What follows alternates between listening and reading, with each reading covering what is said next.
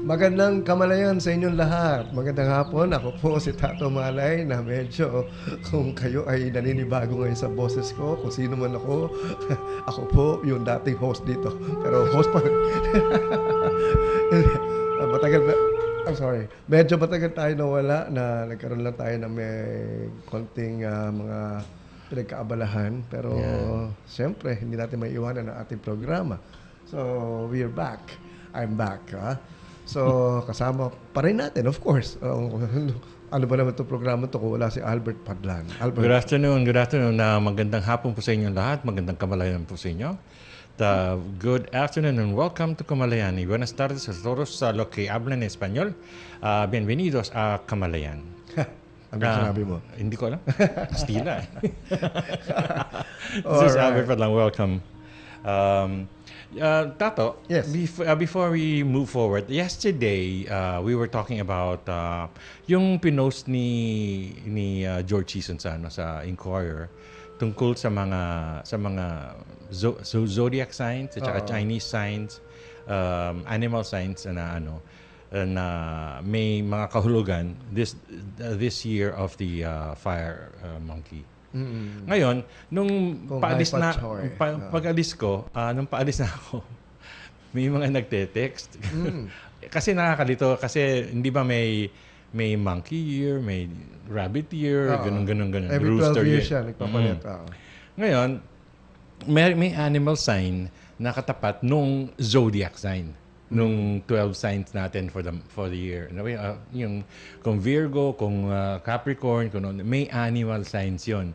So, yun sa listahan ibang version naman okay. So, sa listahan ni George, meron siyang nakalagay Eastern and Western. So, in other words, kung makita mo yung sa listahan niya, as successful as we all will be this fire monkey year, even on unusual or even on risky new businesses, magiging successful, meron din siyang tulong sa mga zodiac signs natin. Yung Chinese signs, madali, na-figure out na. So, pero meron dito yung nakalagay Eastern-Western or Western-Eastern signs. Kasi yung mga Western signs natin, yung mga Capricorn, kung ano man yan, ganon, Pisces, merong animal signs yan. Yun ang kahulugan nun sa huli. Babasahin nyo rin tungkol doon sa kung ano what you have to watch out for, ganon, for the year. So, I'd like to very quickly indicate na if you are a Cancer, if you are Cancerian, your Eastern sign is sheep. Sheep. So, sundin mo na or goat. Kung Leo ka, alam mo na yan. Monkey yan. Kung Virgo ka, alam ko na yan. Rooster yan. Yun, katapat ng rooster. Kung Libra, dog sign ka. Yun ang babasahin mo. Babasahin mo rin yung dog sign. Kung Scorpio, pig or boar. Sagittarius, yung rat. Capricorn, ox. Aquarius, tiger. Pisces, rabbit. Aries, dragon. Taurus, snake. And Gemini, horse. So, tingnan mo yung Eastern sign mo. At saka ano yung zodiac sign mo, baka maiba. Kasi ako sabagay tama, rabbit at saka rabbit tayo. Pero ako rooster. So, kailangan kong basahin yung dalawang yon para makatulong sa akin for this year. Rabbit, yun lang. So, yun lang hindi natin natukoy. Hindi ko natukoy kasi 501. Dinagdagan lang yun ng para hindi ka lang confined doon sa animal side mo. Meron pa ka pang correct. Para iba pang kung ayaw mong sabihin mo, ay ayoko yung ngayon, yung prediction sa animal sign ko ngayon. No, meron pa isa. Tingnan mo yung isa mong counterpart. Pero overall maganda ang maganda ang dating ng fire monkey sa ating lahat. Yan. Well, okay. Ganito naman talaga yan. Ang importante lang na talagang isipin natin, ayusin mo yung kamalayan mo at palaging maganda ang mangyayari sa buhay mo. Actually, yun ang sinabi nga ni ni Candy kahapon. Alam mo sir, kasi pag binasa mo yan, yung makatulong, makatulong lang, you focus on the positive aspect of your desires, and your desires na positive, and it will manifest in your life. Okay. Bottom line. All right. Okay. So it's about time. It's about time. So today, did you want to discuss something? Because we have a special guest today. Kung napapanood nyo yung nakikita niya sa live streaming ito, may kaibigan kaming, may bago kaming kaibigan na, alam mo, the universe is not, there are no accidents in the universe. We bumped into him last week, and bumped into him, talagang hello lang ng ganun. Nagkataon na, tapos lumalabas, parang nagkakapare-pareho ang mga interest, nagkakapare-pareho ang paniniwala. So in other words, ang bottom line yan, nagkita kami ni Albert sa isang bar at one time, ayoko pa naman sana pumunta kasi we enjoyed some listening to Beatles music. Kasi nainggit siya sa akin yung pinost ko nung previous week, na kita niya na nagpunta ako doon sa bar na yon at sa cafe mismo at suot-suot ko yung Beatles t-shirt ko. Sabi niya na ako, kailangan by next week nandiyan din ako. So, mahilig din naman ako sa Beatles. So, gano'n. So, pumunta siya. At yun, nakita kami doon. And meron kaming napanood. Bukod doon sa bandang tumutugtog ng all Beatles songs, which is the Dinosaurs. No? The Dinosaurs is known as the Pinoy Beatles. Yan, correct. Meron silang album noon na Beatles songs, pero ginawa nila yung lyrics into Tagalog. Pero tunog Beatles pa rin. And so, yun. But eto nga ang nangyari. Actually, I've seen this person. This guy. This guy perform months ago pa. I mean, he would actually not a regular he would jam with the band and sing Beatles songs na plakadong-plakado. Ang boses, ang performance level, at may instrumento pa? At marunong tumugtog ng silindro, harmonica. Wow. At yung mga pagtugtog ng mga kantang Love Me Do at saka ano pa ba yung mga merong harmonica sa mga songs ng Beatles. I should have known better. Yun, talagang ay, nako, the audience would go wild over this Galing, guy. sabi ko nga. So, we went over to meet him and congratulate him for this wonderful performance. So, sabi ko nga, are you a professional singer? Anyway. So, we'd like to introduce the professional singer. Retiree. May surprise pa tayo mamaya. Basta shock yung mga taga dito sa estasyon. Sige. Retiree, philanthropist, we can call him. From the United States, from New York. Retired from the U.S. and now living here in the Philippines a lot, no? So I would like to introduce, we're very happy to that pinalukan niya at ang aming invitation na mag-join dito sa atin, si Butch Dua. Welcome, Butch. Welcome to Kamalayan. Thank you. Thank you for accepting our invitation. I would like to be able to talk to you about what you're doing, Okay. Thank you for having me. Well, of course, it's an honor for us to be able to have you here. So it's because remember I was telling you about the NMTB and the MTB. Yeah. MTB, meant to be. Meant to be. Oo. Kasi talaga sabi nga namin, along the course of our conversation, na-discover namin na si Butch pala used to have a program sa DZME nung nasa Roosevelt pa ang DZME. Way back. So, matagal na yun. So, kasi sabi ko I've been to DZME before also sa Roosevelt and I know that place. And sabi niya, yeah, it's the same place that we used to go to before. And sabi nga niya na he used to have a radio program once a week, every Saturday, parang call-in program. Yes.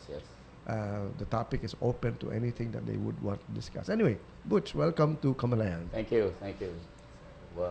So, marami tayo pag-uusapan. This is a whole new ball game for me now. The radio broadcasting business. I didn't know you guys were in this streaming thing. This is really new. During my time at ME in Roosevelt, it was just you know, the bearers of the minimum, you know, was Just radio. just radio. Straight just away, radio, yeah, straight out. yeah. And then Yeah. whatever the limitations were, the range, yun na yun. You know, and that was it. That was it. Exactly. If you miss Wala it, man, so wala wala man na. lang recording, Wala. audio man. Hindi, pwede ka magdala ng cassette nun. Oh, yeah. Record mo Yes, cassette. yes. Okay. And so what were you on yung what were you into? What were you talking about? What was your subject matter during those times? It was basically about, you know, about Kamalayan, about consciousness, about life, about reincarnation, about UFOs, Mga aliens. about gnomes, elves, Oh, kaya nga sabi ko nga kulam, stuff like those, you know. So you talked about all those things, the Oh, supernatural, yes, natural, yes. supernatural. Esoteric stuff, you know, mostly esoteric stuff. You know, So you can actually come over here anytime and discuss many topics that we would yeah, like that was then, ask you. Kasi kung minsan kami, we're confined to what we know, and so we're looking for some, you know, I would say, masters in this kind of I mean, I can field. share a bit here. So, you know, a bit kasi- there, you know, nothing really amazing, nothing. You know. So is there anything that you could share with us at this moment, at this time, for the country maybe, what you are maybe aware of, or for this lunar year, or anything that you may be aware of that maybe you haven't mentioned. Ano ba? that End we of could the use? world ba? End of the world? Or Wala naman siyang sinasabing kasali siya dun na every so many years end of the world. Ibang grupo yun. Yeah. But these are different consciousness. You know, these are basically, you know, there's like karma. There's a group karma. There's an individual karma. There's a national karma. There's a cosmic karma. You know. Basically, you know. yun na ang pinaka... Kami kasi kami we end up talking really about the national karma. Okay, And the elections coming for change of leadership, and we're saying we do not expect any changes unless the Filipino people changes their consciousness. So it's, Therefore creating yeah. a national karma. See, you know, we live in one planet, and whatever the karma of a certain nation, it is the whole globe is part of that karmic cycle. So the way I look at it, you know, what is happening now is part of a global consciousness. It's changing, rapidly changing. The whole, and you know, I was just going over the Astronomical Society's webpage. Even part of the cosmos, even the part of Milky Way, they were looking at Milky Way NSB 2A. Like they were, you know, they're bringing the telescope. This particular Milky Way was in that portion, and then three weeks after, it's gone. It just moved. So which means may changes din yes, sa the planetary. universe is expanding. Everything is moving. There is no idleness. There's no inactivity in the whole scheme, whatever it is, whatever you want to call it. So in the same breath, as an individual, we are constantly changing. We are constantly changing. Technologies are constantly changing everything. Sa akin, personally, this local political things, you know, there are like a dime a dozen predictions and stuff like that. You know, analysts, you know, would-be analysts who called political, you know, analysts and stuff like those. You know, sa akin, it's let it be. The system will just change in its course. You know, whatever it is, there'll be changes. It will come. Yeah. MTB, it's meant to be. That we will be governed by a female aspect. You know, a female aspect this time could be the Mother Earth, or what represent the feminine aspect in this particular age. It has to be a feminine aspect this time. During the Roman Empire, it was the male Masculine, male species. Now, So we because have destroyed or yes, we were able to be. yes. So the feminine aspect now is nurturing. They're nurturing. I was about to say that. It's They're nurturing. nurturing. So Gaia. the whole, even the political system, everything will be changing. Everything will be changing according to the whole planet. The whole planet. It's not just us, the Philippines. So it's not limited to just us. No, not just. Cannot be, no? It cannot be. There is no more. There's no more Syria. There's no more Iraq. It's refugees are spread all over Europe, and then there will be new Civilizations. new civilization, new DNAs that will be produced. Yep. Gone are the old. I mean, wala na. Actually nga, ito na yung design of the change of the age of, from Yes. the age of Pisces to the age of Aquarius now. Yes. And the Andromeda Milky Way is coming right at us. We were talking about millions of years, of light years. But these are changes, constant changes. So, our Kamalayan should, go with that. Yun ang problema ng Pilipinas. Yung kamalayan ng Pilipino, naiwan. Yes, that's the thing. If we don't go with these changes, we don't expand our consciousness, our Kamalayan, you'll be left out. That's true. Okay, And then at the end of the day, you die. Well, At the end of the day, you just end your That's true. life for the yeah. moment, Yes. and then, So see how you sa akin, reincarnate. see how it goes. May reincarnation naman, di ba?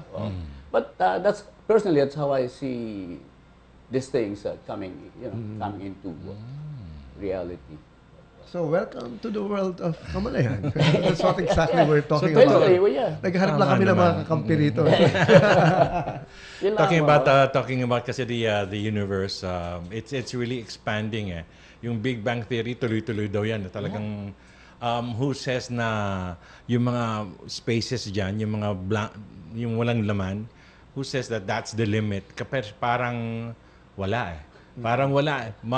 Kakalat kumakalat pa daw yung mga stars, yung mga galaxies na yan eh. Oo. It's like It's still expanding, kumakalat pa, lumalayo pa. You scoop a grain of sand sa beach, and you will say this is it.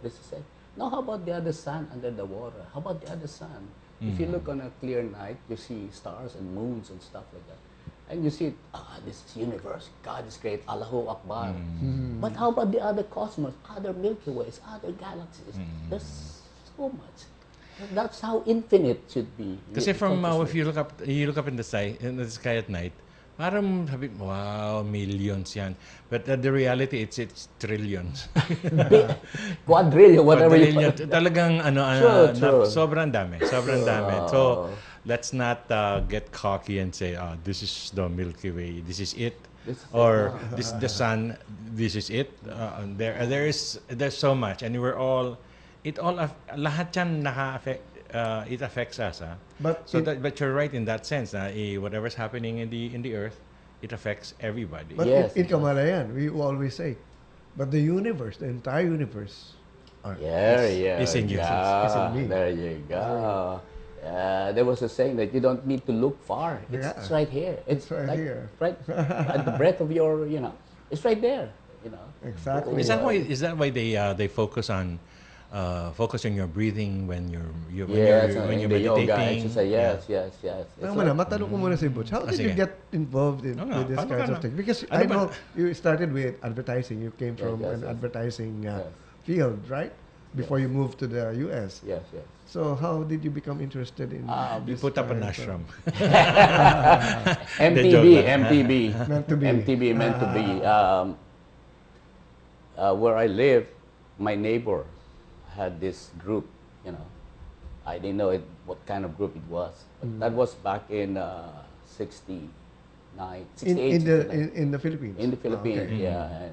And they meet every like Wednesdays and Fridays.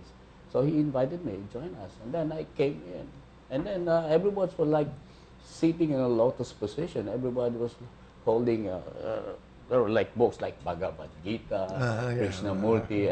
That was alien for me, everyone was like vegetarian. Everyone was like breathing exercise, asanas, posture, and stuff.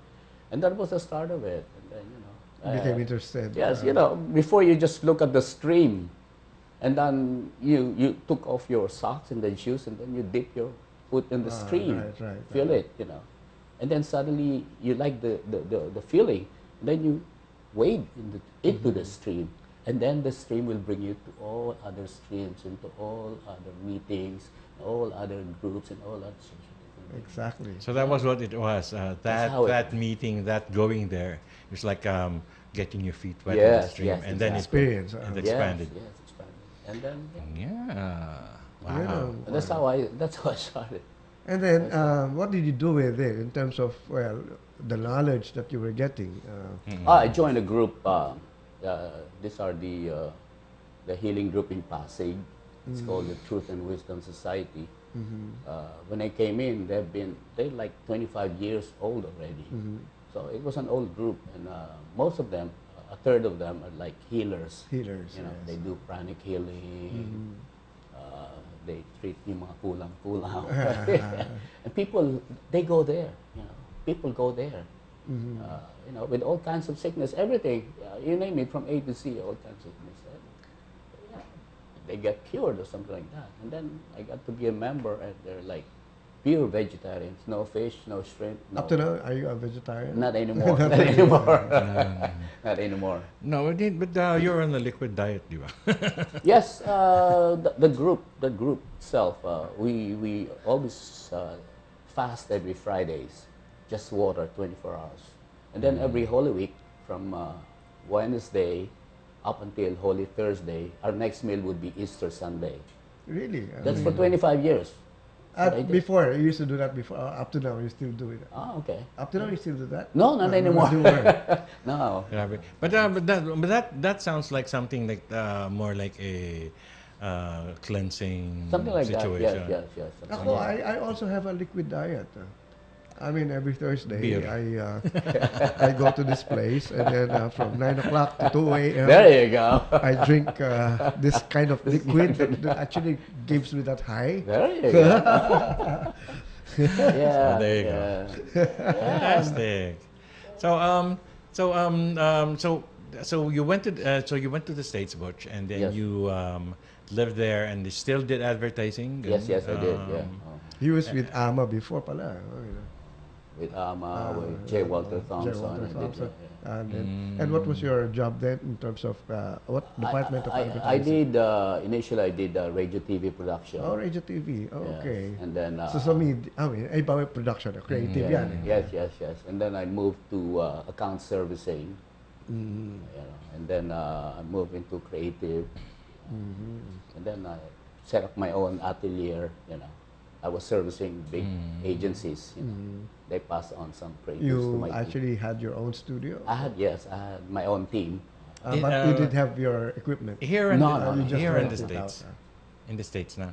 Dito pa lang, before I left. You were with J. Walter. Before he left, he put up his own company. Yeah, it's a small atelier, Agency. small Parang shop. sila, service group. Yeah, service group, exactly. So were you able to learn more about what you learned here about healing, about the universe yes, when you got to the States? Yes, Okay, yes. before he answers that, we'll actually Take a reserve quick break. all these answers and these questions. After our break, we'll come back and discuss more of Kamalayan here with Butch Dua and of course Albert Padlan here. Okay, balik tayo sa ating programang Kamalayan. At sabi mo, kasama natin ang ating panauhin ngayon, si Mr. Butch Dua, of course Albert, at ako po si Tato.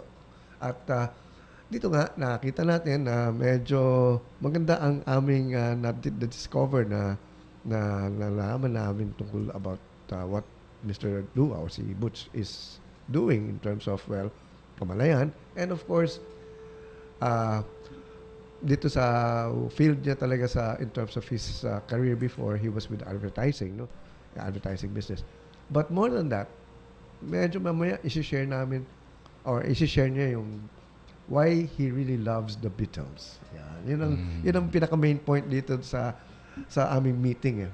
Bakit kami nakita-kita? We were enjoying the Beatles music. Eh. So, sige. Pero in the meantime, can we, we go back to... babati muna tayo? Sige, bati muna. Would like to thank Tina Ledesma for listening regularly. Si Tina. And the new mom again, si Chari. And all our other friends like Gladys, Hernando, si Josh, Tin Studiao, and Tin Studiao, and also Christian Ibanez, sila Alvin, Jalvin. Ibarreta. And Pilar Ilaya. I would like to thank you for supporting Kamalayan. Joiz Molon. Oh, Miss Joice Molon for... Sino ba yun? Si Joice Molon. Joice Molon, ano yun ang show niya to dati. Can I mention just one name? Yeah, sure. Feel free. Just want to say hello to Julie Matthews, a good friend of mine. Why don't you greet your sons in New York? Yeah. Hey, guys. Mention their names. And, hey, Nick, Carl, and Paul, and all 8 of my apos. There's your granddad here on the... all my kids are married to Americans, so yeah, you'll be watching him on YouTube tonight. There you go. or tomorrow morning. This morning your time. Yeah. Okay. All right. I would like to say hello also to Willie. There was a quick hello by Willie. Si Willie kanina po. Thank you for keeping us company all the time, and also all the time, Benjamin. Would like to thank you, Benjamin, for keeping us company on a regular basis. I'm sure Willie had something to say like magandang kamalayan sa inyong lahat and welcome. I think he just said welcome and magandang kamalayan. Masayang kamalayan po, Sir Albert, Sir Tato. Welcome. Hello din po kay Ma'am Joiz, Ma'am Tina, kakampi, Willie. All right. Yeah, thank you, Willie. Okay, we'll go back to Butch here. And Butch, what's your real first name? Eulojo. All right. I'm actually in the junior, so my father was the senior. All right. I had no choice. He gave me the name, so. So it's Eulojo. Yeah, Eulojo. But in New York they call me Eulojo. I would think so. Yeah. They'll do that. I remember living in the States and we were promoting a rattan chair called a Davao something, and it was pronounced. They couldn't. No, it is Davio. D-A-V-I-O. I like this Davio.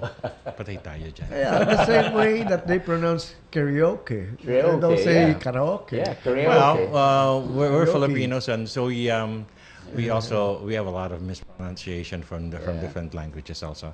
So I just want to so it's Loyal Joe. Eulojo. Duway.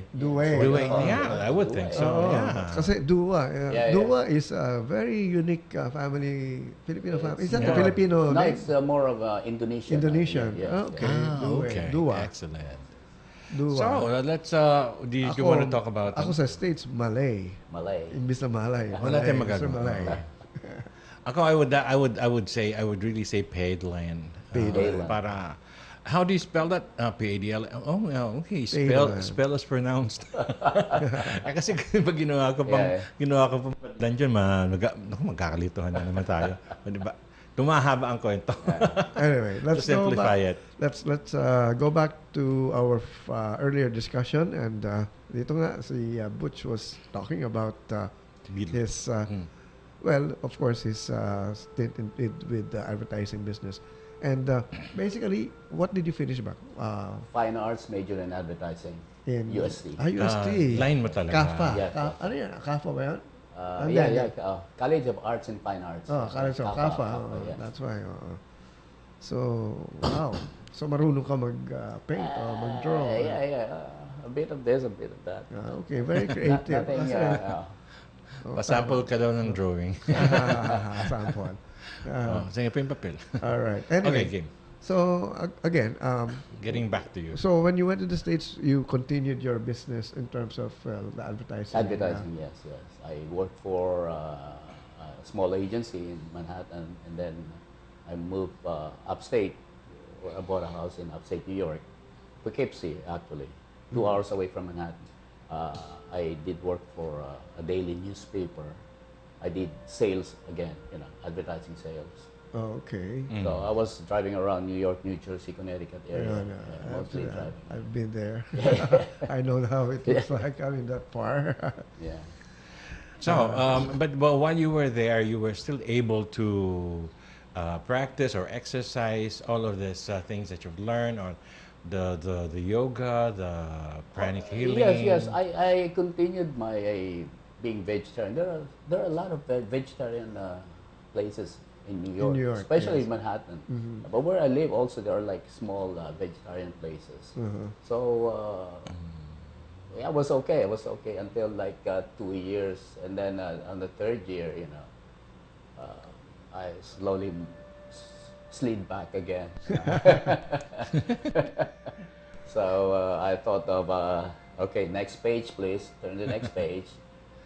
But veg would be a good thing to be on it for health. I mean, you have your basic proteins out there, and especially the fruits with the antioxidants and all that, which are really good for the body. Okay, excellent. So you finally nothing spectacular. You finally retired, and you would come here regularly, or you live here. You live here now, or what's going on with you? I came back. When was that? 2001, and then I moved back again to New York, and then after 2002, I came back more of like semi for good. Yeah. So, Pero then, ngayon, are you So you're considering... like a retirement pension from the U.S. loose change. But you understand that you have to understand the loose change in the U.S. is not loose change in the Philippines because of the exchange, which is why it makes sense. Let's just say I survived. Which is why it makes sense to retire here in the Philippines if you have your retirement. No place like home. From No place like home. and then have you always had this love for the Beatles, for playing the harmonica? Have you always had that? Did you join a band before? Before, when I was in college, yes, we had a band, among classmates. That was like 64, 65. That was when this the four Beatles lads really was starting to bloom. And everyone was trying to copy. That's news for me. I mean, from kidding. Glenmore Beatle boots to Paisley shirts, bell bottoms. The bell bottoms and I went through that whole gamut, and and I would guess every one of us, Yeah, of course. and the amboy look. Actually, alam mo, during that time, sabi Glenmore yung kwan. Yung father ko, kaibigan yung may-ari ng Glendale. Magkapatid pala yun eh. Glenmore and Glendale. So sabi ko, pa, gusto ko Glenmore. Bakit ka kay Glenmore? Di ba Glendale ka lang? Kaibigan ko pa yung may-ari. Baka makuha tayo discount. So, I was one of the first ones to really wear yung mga Beatles boots. So, yeah. Good. Actually, mga talagang kung anong uso nun. I was always on. Kami meron pa kaming sobrang arte. You get your boots in I don't remember, siguro Glenmore nga. But since the heels were like a little straight pointed, nagkaroon ng Dave Clark version na nagte-taper at lumalabas ulit. So pinapasadya pa namin yun sa we would take it over to Da Rosa, outside of these people who make leather goods and, for equestrians. For the polo. For all people. So may mga ganun kaatehan pa na ang impluwensya ng our dear friend si I was with Sandy and at that time. Anyway, those were the days. Those were the days. So why the Beatles? I mean, in terms of I guess I was born. It's MTB again. MTB again. You reincarnate in this particular era, and you imbibe all those vibrations and all those consciousness, all those Kamalayan. You're part of that one whole Kamalayan, and then once you get immersed, too much immersion, and then you move out of that Kamalayan, and then you move into other Kamalayans, and then that's how. So are you still active with the healing groups and the meditation groups? Not anymore, not anymore. So, but every now and then, I do a self-healing thing. But I feel it's. I've turned the pages already. I've turned several pages already. So I try not to go back and review and just keep on turning pages. And try to find out what is new and what can be done. Could be the new. It has been old from the previous ones. Actually, from those who there's traveled nothing before new. me. There's nothing new actually. Everything is reinvention, rewriting, Or rediscovery. Rediscovery. Di ba? Actually, matagal na ito, kaya lang nobody paid attention to it. And all these things that we are now saying are actually based from old literature. I mean, kaya sabi nga namin ano bang bagong inimbento rito? Wala. Wala. It's just, The old universal laws are still the same. Exactly the same. Exactly from day one, if there is ever a day one. It's just you move into. I think what's important here is you have to espouse reincarnation, because if you don't, if you still into that one life, then either go there's to hell gonna be or a conflict. There's gonna be a conflict. If you espouse the one life as concept, there'll be a conflict. And the conflict, Actually, that's exactly what we are trying to explain here in the program. And somehow, well, some people have gotten the idea correctly in terms of accepting it, but many, of course, because of their present religion, they couldn't actually accept the thing is, different strokes, different strokes, You cannot just have one. Sabi nga namin, talaga kung ayaw nyo man magbago na sa pananaw nyo, okay lang, kasi meron pa naman next time. Magtataka na lang kayo, nandito na naman kayo uli. My next life, Yung pala sabi nyo, akala ko, isa lang nga. Bakit nandito lang naman ako? But again, at your own time, at your own pace. At your own pace. At your own time, your pace, Now the thing here is, okay, you have maybe observed exactly how the Filipinos are warming up to these kinds of things, or are they warming up? Or that's a question. In your observation.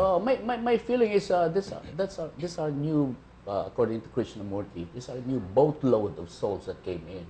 These are old souls who will try to uplift the consciousness of this new humanity, to move it to a higher level. Kasi according to Zechariah Sitchin, there will be an old earth that will move out of this new earth, and this new earth must be governed by this new souls. True. You have a 5-year-old, you call it prodigy, you call it genius, but he's an old soul. He has done this before. He's only 5 years old, but he can chop the guitar. Alam mo, there was one guy who actually belonged to a very strict religious group. And then when he actually saw these young kids, na at the age of 7 or 5, who could play the piano, yung mga classical, sabi na, this is the only reason why I can believe in reincarnation. Sabi ka naman. Otherwise, exactly, you can never justify one life belief with this kid, Oo nga. Saan niya kinuha ito? Saan niya kinuha? He's 5 years, he's supposed to be playing toys. Oo, tapos with ease, with with expertise. the kind of performance level. Beethoven Symphony Number 5, Ang dami 5 years old. Ang dami How can you pinapakita. explain that? How can you explain that? So in other words, ito na yung mga signs talaga. And still, sabi ko nga, if old you will souls still talaga. play blind or Wala. be blind to these things, of course, kanya-kanya ng style. Kaya nga, I mean, all your life you painted yourself in a corner. Now get out of the corner because you'll never. Kasi naman we've been taught that there is only one. And then whatever happens after this, you go to the next level, which is either you you get punished or you get rewarded, right? And they call it heaven and hell. But here we call it something else. It's what your heaven or your hell is what you make Where of you your are. life. Yeah. Because your heaven is the kingdom of God is in you. Yeah. It's if your life is miserable, you're in hell. Ito nga, may kwan ngayon eh, di ba? Ganun lang talaga. During this age and time, ang daming lumalabas na mga autistic. Yeah. And ito mga yung tawag din yung may mga attention deficit disorder, Yeah, mga ADD, ADSD, mga ganyan, no? Whatever. And these are not just a few, but by millions now, no? Talagang dumadami. Alam mo, may nakausap ako one time who had a daughter, a son, a daughter who was like that. And so sabi ko, are you too worried about your, nung paano before I became involved in this? And somehow parang her answer actually changed my views about all these things. Sabi niya, in the future, these are the people who would rule the world. Sabi ko, okay, I'm trying to figure out how. Alam mo, years after, lumabas ang mga Bill Gates, mga Branson, yung Richard Branson, who had these kinds of problems na look at them now, billionaires. I keep telling friends of mine, you look at a 5-year-old or a 2-year-old, look at in their eyes. Check their eyes. Because these are the future. You can never that kid, a kid not sa kalye, a 5-year-old kid. He or she will become a leader pretty soon. He or she will discover a new vaccine for an old. You can have discount the possibilities. Di ba sila, like the likes of sila Steve Jobs, they were not exactly fit for school because their minds, their brain The was guy is a set. Syrian refugee. Syrian refugee. That's right. Totoo yan. Check out Jack Ma. Oh, Jack Ma. He was just a poor boy somewhere In China. in a China. never heard province in China. These are possibilities. You can never discount the human possibilities. Napakarami. You cannot say, walang pag-asa ito. No, you can never. But they only say walang pag-asa yan is because they're saying they have a definite formula of what is, and what is safe. What is successful and But actually, the people who actually move mountains and are extremely successful, are very good at what they do, are the ones who think outside of the box talaga. They take the risk and then they try something different. They get out of that. I mean, kasi everyone is, mabuti na dito para sigurado. Pero sigurado is mediocre. Diyan ka lang. Ngayon, I'll just go back to the year of the fire monkey. This is the time to try new ventures. In other words, this is the time to take risks. Take risks. The risks are really worth it because it'll be successful. So, ganon. So these people are people are thinking differently, and the only reason they say walang mangyayari dyan is because it's different eh. Lahat tayo Iba yung mundo pare-pareho. nila. Sila different. So sila, mas successful sila, pabayaan mo na lang sila. True. Just let them do it. And And everyone should actually try something outside of the usual. dapat it's gonna be for the expansion, kasi if everyone did exactly the same thing, like a century ago, we'd still be there. True. Wala pa rin tayong kotse. Naka-carriage pa tayo, naka-spear pa tayo. It's really the Kamalayan, you have to constantly expand the Kamalayan. Because the Kamalayan before is gone. Wala na yun eh. Wala na. It's so so much out there. It's mind-boggling talaga. It's not even obsolete. It's not there. Mind-boggling kaya. It's you can never tell what's going to happen next. Just like those stars or whatever in the galaxy that disappear. So, Because of the expansion. It's no because of the longer there. expansion, so everything is moving. Nothing is static. Everything is moving. As a matter of fact, the scientists are shocked to find out that the smallest particle is not visible. parang there's no such thing as a solid hollow Solid, blocks. You know, you This is put just- them under microscope, there are like a million pores in there. So that is why they were saying, the Flash can move his atom at millions of times faster. So he can go inside Yep. the seemingly solid kwan. And that's what they were saying about Krishnamurti's interpretation of this guy who they call Jesus Christ. You know him? Yeah, I heard of him from anyway. Nazareth. From Nazareth. Yes. There you go. That's Jesus him. of Nazareth. Yeah. That's him. My kind of guy. Anyway, they say, he disappears and completely. He can control his atoms to vibrate in such a speed that the physical eye cannot fathom. Cannot cope up with that. And akala nila, it's only one guy who can do that. Actually, he just learned it from the other guys. Every one of us has it. It's just Oo. sleeping there. It's just Other- need to be Awaken. awakened. Actually, I used to do that as an experiment in some of my classes. I mean, aside from, of course, yung physical, yung tinatawag nating, what do you call that when you, when you go to another place using your same body? Astral projection. Astral No, projection. it's not astral. It's more of Transcendent. No, Yeah. I forgot the term. Transmutation. Transmutation. Basta whatever. Basta yung kay Scott sa Beam Me Up Scotty sa so that Star concept Trek, Star Star Trek. Trek. Sa Star Trek. So gano'n, no? But basically it's a physical body.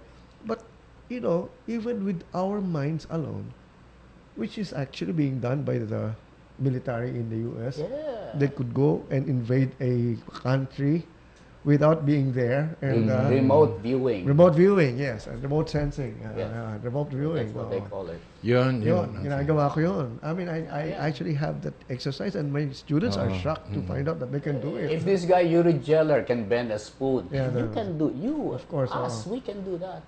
It's just a practice, but then we don't have time, We have other things. We don't have the focus. I think that's a problem. And I would rather play Beatles song than bend a fork, At saka interest lang yan. Yeah, exactly. Do you want to? Sure, go ahead. Do it. And then you end up having a bucket list, just, But otherwise, it's there. It's It's just there. It's just Oo. there. So, It has been there ever since, actually, all right. So anyway, we have a few minutes left, but I would like to go back to our Beatles connection. Okay. Kasi talaga, we couldn't just let go of this guy without really talking about the Beatles as well. No? And who among the Beatles is your favorite? If you have one. Actually, one complements each other. Without the other one, Wala wala. talaga. So, even Paul McCartney sings "In My Life." This strumming of George Harrison plays a part, and even the percussion of it. And of course, Ringo Starr. so I really don't have a favorite. But what's your favorite Beatles song? A lot. I really don't have a favorite Beatles song.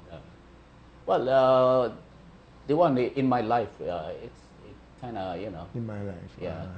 There are places I remember. Some are gone and some remain, But have you heard of this set of Beatles songs that were not released, or I heard about that, but I'm not familiar. I was able to get hold of a copy. I mean, Really?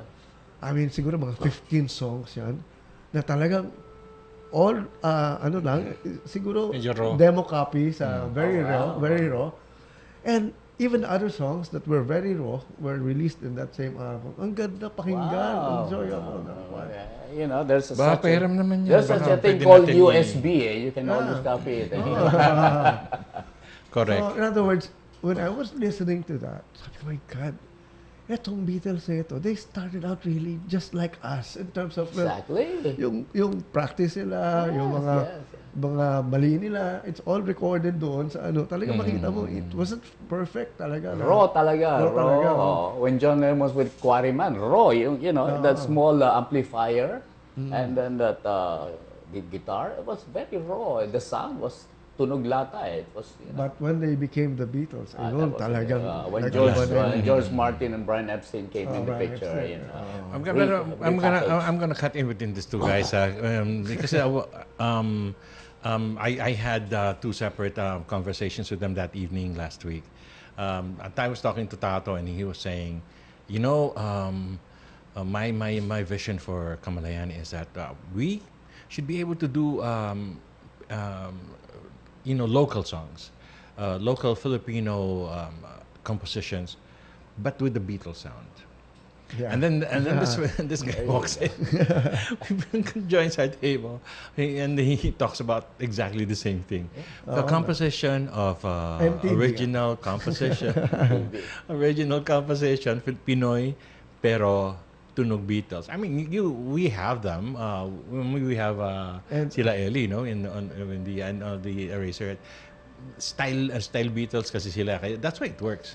Pero That's why it works. ang shock ni Albert nun was, my God, I mean, We were just talking about we're it. just talking about it, and then here is someone who actually gets to meet us in another table and discuss the same thing. And so sabi ko, Amazing. ano na talaga ito? Meant to be. MTB. yeah. MTB talaga. So in other words, 1 + 1 = 2. So, So yeah, kayo, that's why ano, we're here. so, So expect a lot of things that will happen from so our now on. message to people who are listening is ganun nga, you can think of something and declare it. Actually, thinking about it minsan joking lang. You just say it's a joke. You just say it like a joke, and don't be surprised if it happens. Kasi ganun talaga ang How the universe works. Ganun talaga ang Kamalayan. Yes. Ganon. So, would like it's time to say goodbye. Butch, would you like to say a few your last words before we go? Yes. First is thank you for having me here, expressing, you know, my own. Well, it's a deja vu thing for you. we You were- used to have a program in this Yes. station. although it was- Amazing. After several years, I'm back again. You know, 15-30 sa inyong pilitan. Amazing. Very interesting, you know. And then this is an MTB thing, you know. I just came in just to reinforce what was already served before. Thank you. So I'd like to thank you as well, Butch, for joining us and giving us your wisdom, your understanding, your version of your Kamalayan. So until tomorrow, we'd like to thank you for everyone for listening, and you'll be able to watch us on YouTube by tonight, Manila time. Thank you very much. This is Albert Padlan. Hanggang bukas, magandang Kamalayan. In behalf of Albert here, and of course our guest Butch Dua, and of course sila Candy and Joey here, mga katoto natin sa DZME. Well, of course, na-miss ko kayo. Medyo nawala ako ng ilang araw, pero I'm back. Ito po si Tato Malay, na nagsasabi sa inyo lahat, isang magandang